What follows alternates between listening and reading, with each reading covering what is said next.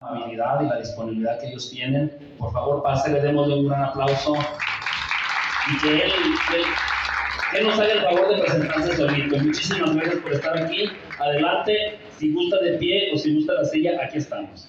A la orden. Buenas tardes y en primer lugar quisiera agradecer esta invitación. Gracias por considerar. También qué bella idea me deja ahora en cuanto a la fundación de este lugar.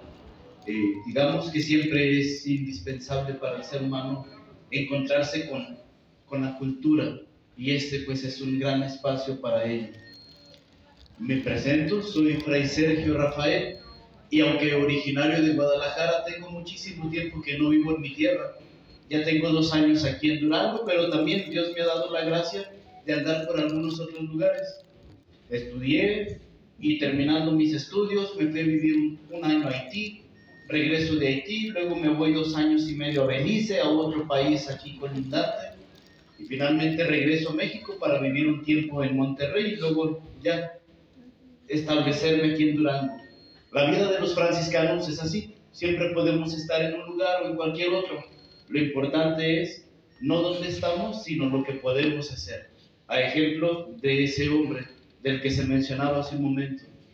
Les agradezco entonces que lo tengan a bien, a considerar como un gran personaje, porque realmente lo es.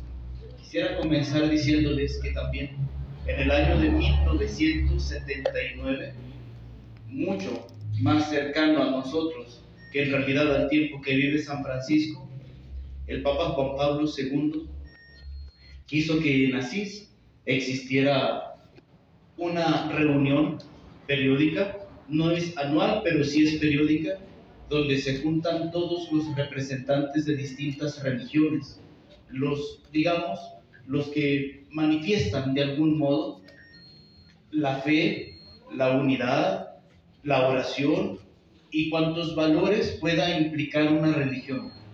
Él lo hace y lo decide que sea en Asís, en el lugar donde nace Francisco.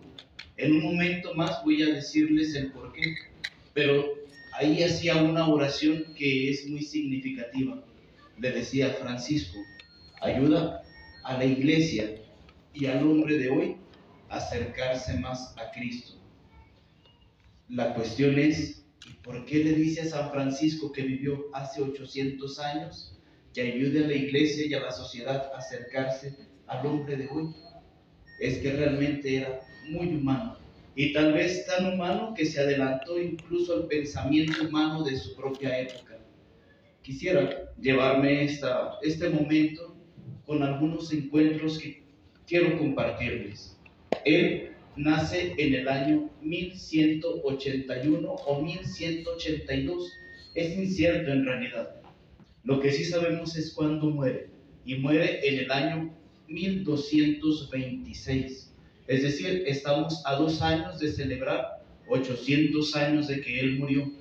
Pero en este año nosotros los franciscanos celebramos el año en que tiene un encuentro tan personal con Cristo que lo deja marcado de sus manos, de sus pies y de su costado, dejándole las heridas de la pasión, las heridas de la crucifixión.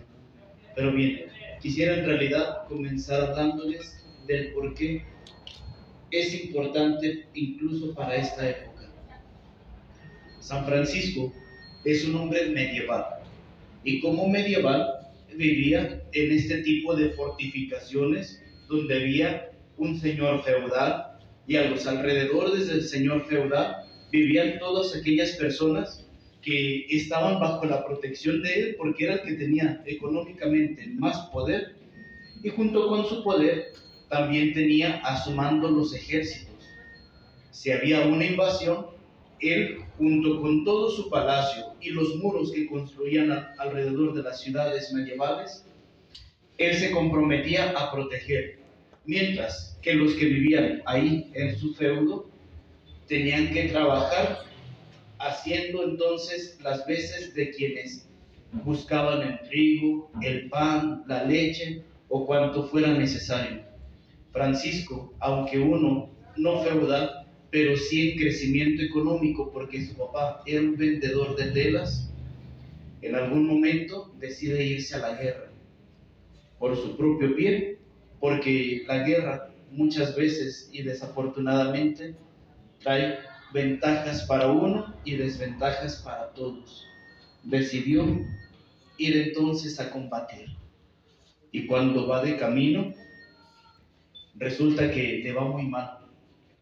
Para soldado no era. Lo golpearon, lo encarcelaron y el papá tuvo que pagar una suma muy fuerte de dinero para poderlo sacar. Se quedó todavía con el sabor de la guerra y se volvió a ir. Pero en esta segunda vez, cuando va a la guerra, resulta que se da cuenta que la guerra no es lo suyo, y se despierta y se regresa. De hecho, ni es lo suyo ni es lo de nadie. Nada más que no hemos entendido eso. Ahora en Medio Oriente tenemos un problema muy fuerte y que va escalando más y más, y que esperemos no llegue a tanto. Tiene un encuentro con la guerra, con lo desafortunado que es.